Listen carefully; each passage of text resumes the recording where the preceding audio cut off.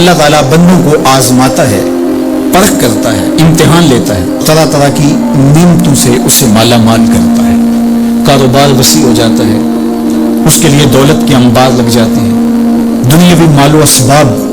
اس کے لیے جمع ہو جاتا ہے، منصب ملتا ہے، عہدہ ملتا ہے، اقتدار ملتا ہے، شان و شوکت ملتی ہے، لوگوں کے دلوں میں اس کا گھر بنتا ہے، تو اس کے ذہن میں یہ بات آتی ہے کہ میرے رب نے مجھے جو عزت دی ہے میں اس کا استحقاق رکھتا تھا، اور میں اگر اس لائق نہ ہوتا تو مجھے کیوں نوازا جاتا،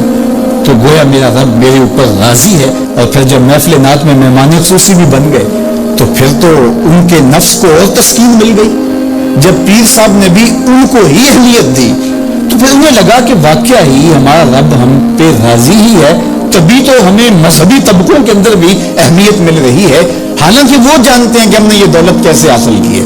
وہ جانتے ہیں کہ ہمیں سجدے کی توفیق نصیب نہیں ہے، وہ جانتے ہیں کہ آج اس محفل میں مہمان خصوصی سے تو کل ہم شراب خانے میں تھے، انہیں پتا ہے، لیکن اس کی طرف توجہ نہیں جاتی، سوچتے نہیں ہیں، بلکہ وہ یہ سمجھتے ہیں کہ ہمیں یہ جو عزت مل رہی ہے یہ اللہ تعالیٰ کی طرف سے ہماری کسی قبولیت کی وجہ سے یہ عزت ہے، حالانکہ یہ ان کی آزمائش تھی،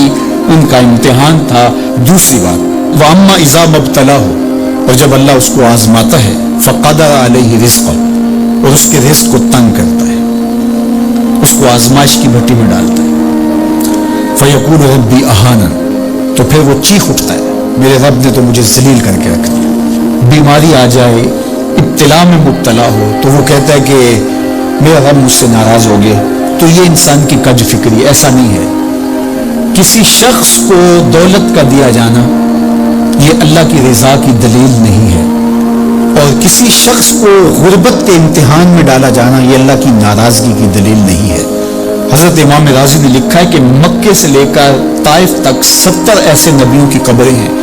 جن کی وفات صرف بھوک کی وجہ سے ہوئی، تکلیفوں میں، آزمائشوں میں، امتحانوں میں، ابتلاؤں میں اس کے بندے رہے۔ میرے اور آپ کے آقا و مولا حضور ختم المرتبت کے گھر میں کبھی برابر چولہا نہیں جلتا تھا، کبھی کھانے کے لیے کچھ میسر نہیں ہوتا تھا، پانی پی کے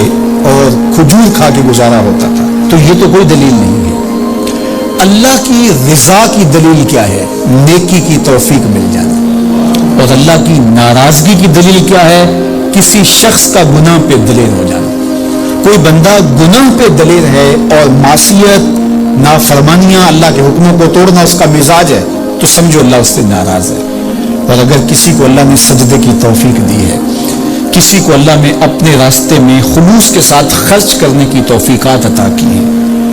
حلال حرام کی تمیز اس کو عطا کر دی گئی ہے، تو پھر سمجھ لو کہ اللہ اس پہ راضی ہے۔ باقی رہی بات کہ کسی کو دولت کا زیادہ دیا جانا، کسی کو کم دیا جانا، تو یہ آزمائش ہے۔ اب جو اہل ایمان ہیں، اللہ کے بندے، وہ کیا کرتے ہیں؟ جب دولت زیادہ ملتی ہے، اقتدار ملتا ہے، منصب ملتا ہے، تو بس اللہ کے شکر کے دائرے میں آ جاتے ہیں، اور جب مصیبت آتی ہے، تکلیف آتی ہے، اذیتوں میں مبتلا ہوتے ہیں، تو پھر وہ یہ نہیں کہتے کہ ہمارے رب نے ہمیں ذلیل کر دیا، بلکہ وہ اس پہ صبر کرتے ہیں اور اللہ کے حضور دعائیں کرتے ہیں، التجائیں کرتے ہیں کہ مالک تو نے جو جس آزمائش میں ڈالا ہمیں پورا اترنے کی توفیق نصیب فرما، ہماری اس فیض پوشی کا بھرم نہ ٹوٹے، اور ہمیں اس مشکل وقت سے بچانا کہ جب ہماری یہ غربت ہمیں کفر تک لے جائے، اور جب ان کو دولت مندی دی جاتی ہے تو وہ ڈرتے ہیں کہ اللہ ایسا نہ ہو کہ یہ دولت ہمیں فرعون بنا دے، یہ دولت ہمیں نمرود بنا دے، ہمارے اندر بخل پیدا ہو، تکبر پیدا ہو، ہمارے اندر غرور پیدا ہو، تو وہ اس حالت کے اندر اللہ تعالیٰ کا شکر یا دوسری حالت میں اللہ کے حضور صبر کی توفیق مانگتے ہیں اور صبر کے ساتھ اپنی زندگی گزارتے ہیں۔